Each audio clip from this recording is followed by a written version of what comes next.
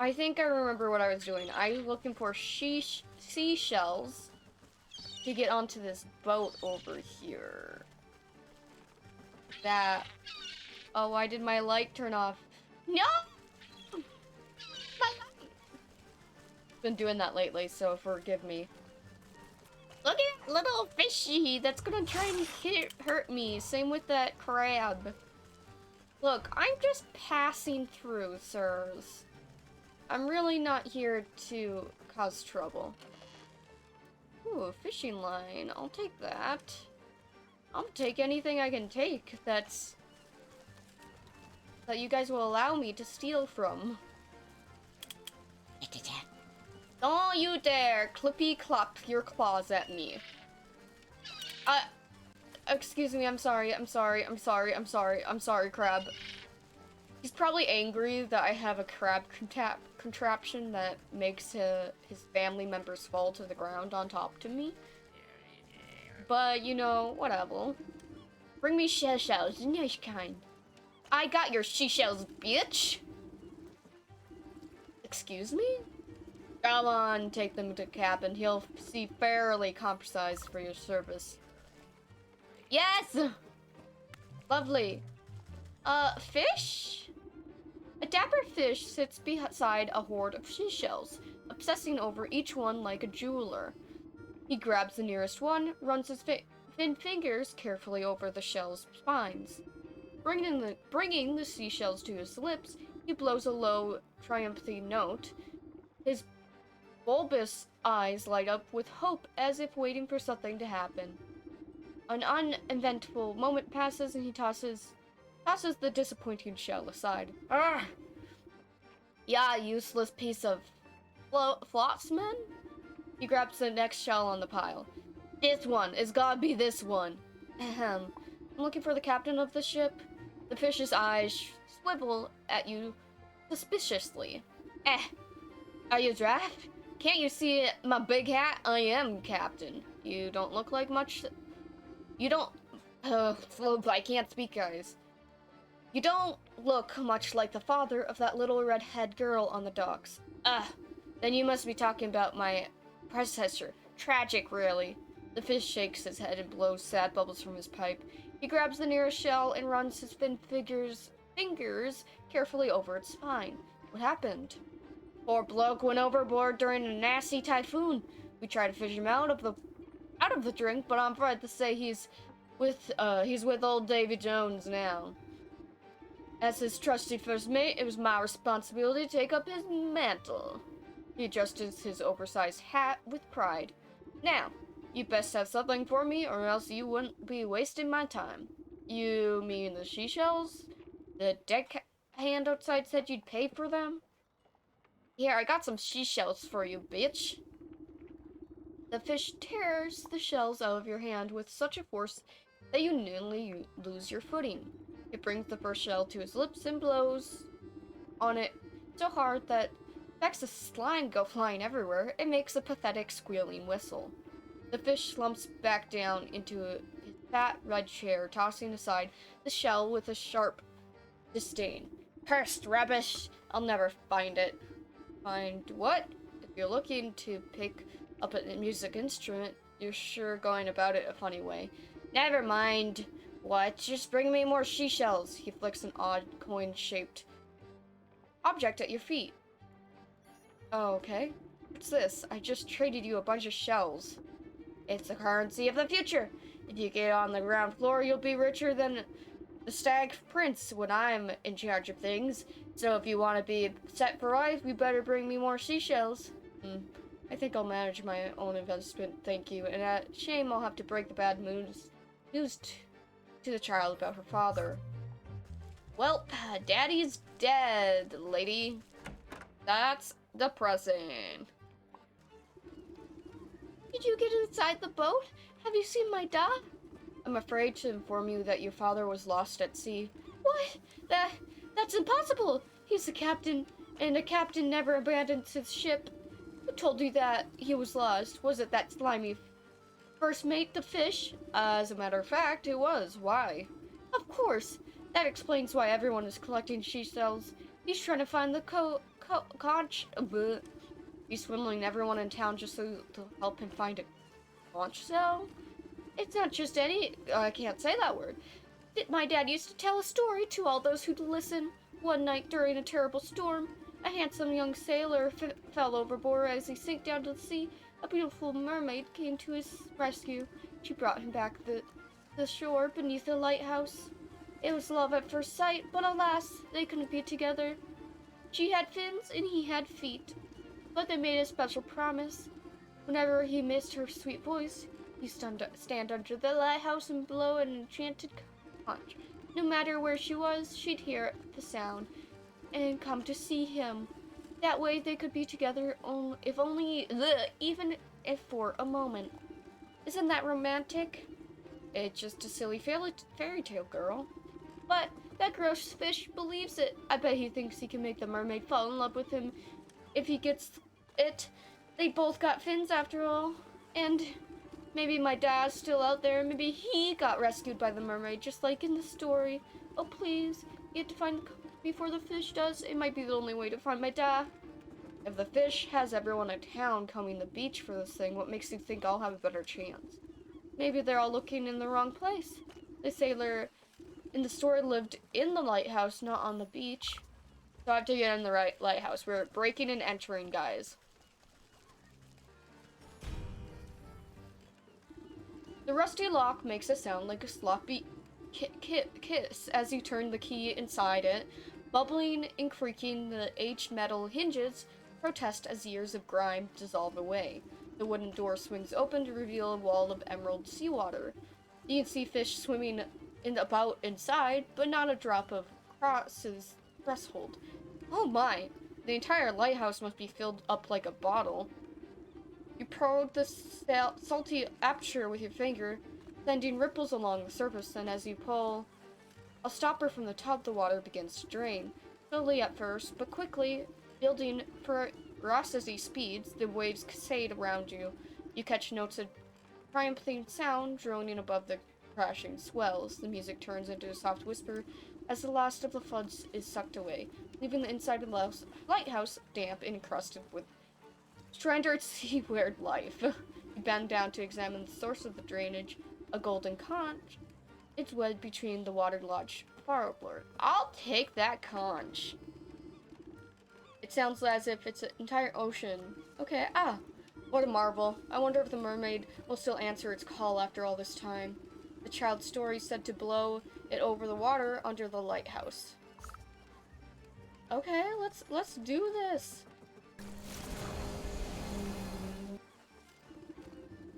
Standing at the edge of the pier, you blow the conch.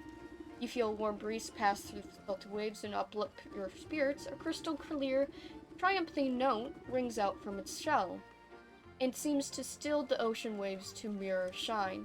Sweet laughter chimes like a bell in response, and a shadowy shape approaches the depths below. An enormous full-body figure breaches the stillness of the water, throwing her hair back joyfully and extending her arms out to the sun. She thrusts her body up onto the outcropping of rocks, flashing her long, thin tail in its wave. Aha! Oh, hello, beautiful. As the mermaid speaks, her voice is operatic. My gift, lain silent for years, now sounds again, sad music for my ears. My lover's long gone, but their memory's still sweet. I thank you for the nostalgia. What would you entreat? I'm looking for a man lost at sea. He was captain of the tall ship over there. You point to the high sails looming over the docks. I don't suppose you've had any dealings with him. This man I have seen, though his fate is not known. Placed upon a plank, overboard he was thrown. Downward he plunged, though not to the bottom. No, a great serpent sprang up from the deep and got him. He was pushed overboard. That gobbery fish told me he was lost to the storm. Did you see where the Levine got to? The lagoon by the shores holds the secret. Send away the tides, and the serpent will show. Keep that conch close, blow, and I shall abide. I'll bring the strength of the sea to your side. With her song finished, she blows you a wet kiss. Nice. and starts preening her hair with a shiny seashell. Visit the lagoon near the docks. Oh, where is that? Crap. Okay, down there.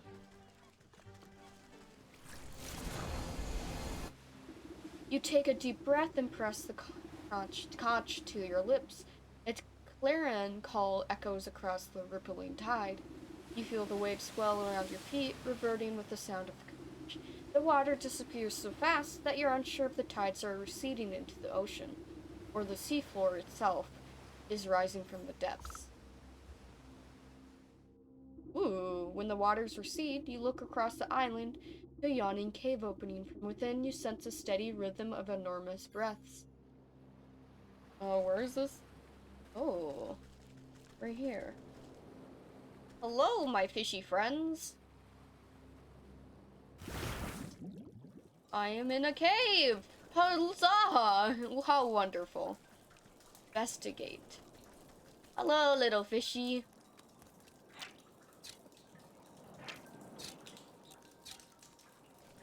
Fishy, fishy, fishy. Oh, God. Oh. Oh, hello, sir. Hi. You can't help but to shudder under the powerful glaze of a monster before you. A booming voice sounds throughout the cave as if you were in the very throat of the beast. Who dares enter my sect? Sanctum. I have come looking for a man lost at sea. The coils of the serpent shudder and wheeze. You brace yourself as the creature reels back and unleashes a cough loud enough to shatter a mountain. Excuse you. Have you caught it ill, Master Serpent? You landwalkers are all alike, forever throwing your refuse into my waters. I have been poisoned by your insufferable trouble. My stomach aches, and my inside burns. What's the matter? Did you swallow something you shouldn't have?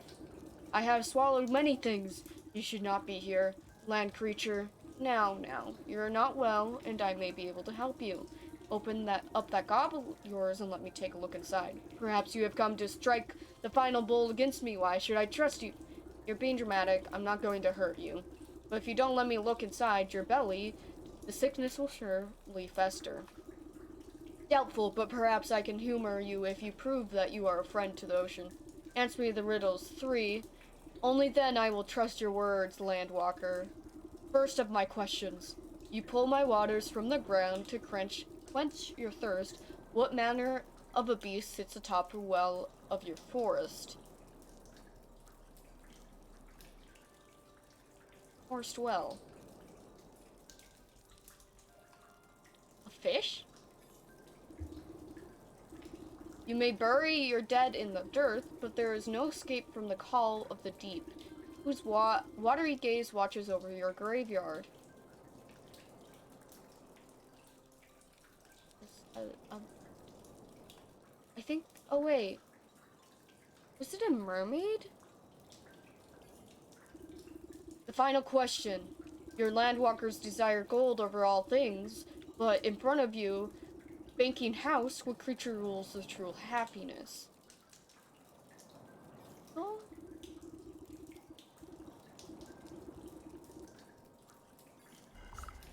So, what's over the well? What watches over the graveyard? And the bank. This. Well... The enormous creature rolls back its yellow eyes, bellowing with laughter. The laughter quickly succumbs to another bout of violent coughing. Curse my miserable body! Can I not even enjoy a moment of levity? It appears I was mistaken about you, landwalker. You have proven yourself worthy of my trust. The beast opens wide, its carnivorous jaws filling the air with a fishy stench. Enter, but heed my warning. Break your word, and I will digest you without hesitation. Oh, Jesus Christ. We're going inside of serpents. But, okay. Okay. Oh! Hey, sir. Oh, don't tell me the overgrown eel gobbled you up as well. Come in, warm yourself by the fire. We ain't going anywhere soon. You look at the throbbing red walls of the monster's stomach and notice this discoloration spotting. The campfire smoke is certainly the cause of the beast's ailment. Ah, actually I came here looking for you, Captain. Eh, how'd you know I was Captain? There's a little minnow waiting for you on the docks for her father. Oh, my little girl, my heart and joy. I promised I'd see her as soon as we anchored, but I never got the chance. Has it got anything to do with that fishy fellow, Captain, your ship? Raising his arms in anger, the man stomps his feet on the fleshy floor. The outburst causes the serpent another coughing fit, rocking you back and forth. That rotten Suva... We were just a few weeks away from home when he conspired to the mutiny. Ever since I told him the tale of the mermaid and her conch, he got this hungry look in his eye. Ain't never seen anyone so obsessed. So he and the bad apples jumped me the night and tied me up. The rest of my trusty crew as well. Then that flopping flounder made us walk the plank into the briny deep. I was praying to Neptune that he must have answered my call. The great bloody serpent swallowed me up and saved me from drowning. Been stuck here ever since. Can't seem to get out, but the fire keeps me from going all the way through the other end at least. So, with the metal head of yours, you ought to have no trouble passing through without much fuss. Just what I needed today. Say, all that smoke is causing the host great discomfort. I'm sure you both be happier if you parted ways. How do you suppose we do that? Let me see what I can cook up with that fire pit of yours. If one were to build enough irritants, the beast may be provoked into explosively expelling the source. Oh, cool. Anything else in here?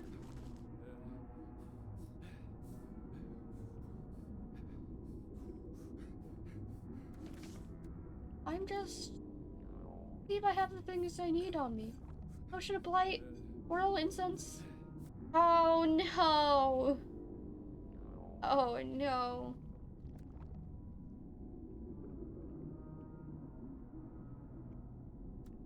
Potion of Blight. I have to...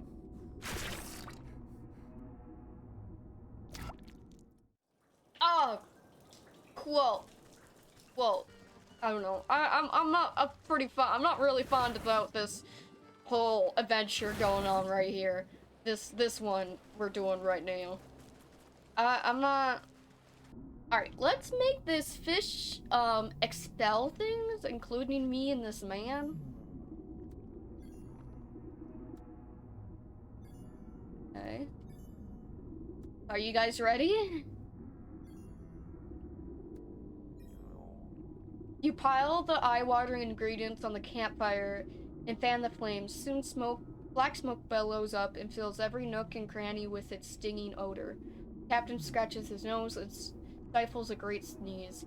Phew, that's quite a concoction. The serpent will feel more than a little tickle in his throat. You feel deep rumbling through the fleshy floor. Get ready to set sail, Captain. We'll be out here soon enough. You kick up the smoky coals, spreading the aggravating haze, and a rumbling quake knocks you onto your backsides. Landwalker, what have you? Heck! The captain leaps into your arms, and the two of you clutch each other tightly as a muscle contracts violently beneath your feet. The slurging contraction forces you up and out of the serpent's blowhole like a gunshot. You shoot out of the serpent's cavern and clear over the lagoon. The captain holds you tighter than a life buoy as you sail across the blue sky. The tiny harbor below grows closer and closer until the hulking mass of the ship rushes up to meet you. With a crash of splintering woods and rushing water, everything goes black. Are you a professional cook? Of course Emmy's a professional cook. You regain your senses and get to your feet. Despite your feeling a bit soggy, everything seems to be in working order. Damn, we survived that! Behind you, the fish's base of operations have been cracked open like an egg. Fishermen are busy rescuing shell-shocked sailors from the waters. Oh my, what happened here? Oh my, what happened here? I'm a little confused. I totally didn't do anything. You didn't see it? A great bloody cannonball came rocketing out of the sky and stove in the captain's pride and joy. Poor girl didn't even stand a chance. I've never seen a shot so powerful. I think all hands managed to get clear of the wreckage, though. All hands? What about the fish? The buckaroo wipes a single salty tear from his face. He points to something familiar that has washed up near his floor. You know what they say, the captains always go down with the ship. Nice! We did that. Give me your hat, fucker. It appears the bicorn captain's hat, last worn by the fish, waterlogged and shot through the splinters. You reached down and picked it up, but it flops on the sand like some sort of beach creature. The soul of the fish. Nice! We got that soul. We finished that quest. And now we have to do the rat and the cat. Aw, and we reunited them. You find the captain and his daughter in a loving embrace. Oh, Dad, I just knew you'd come back. My sweet little sea star. Oh, I'm sorry, I made you wait for so long. Can you ever forgive this old wash-up? Oh, that's cute. We did it! We did it! Yay! We did it!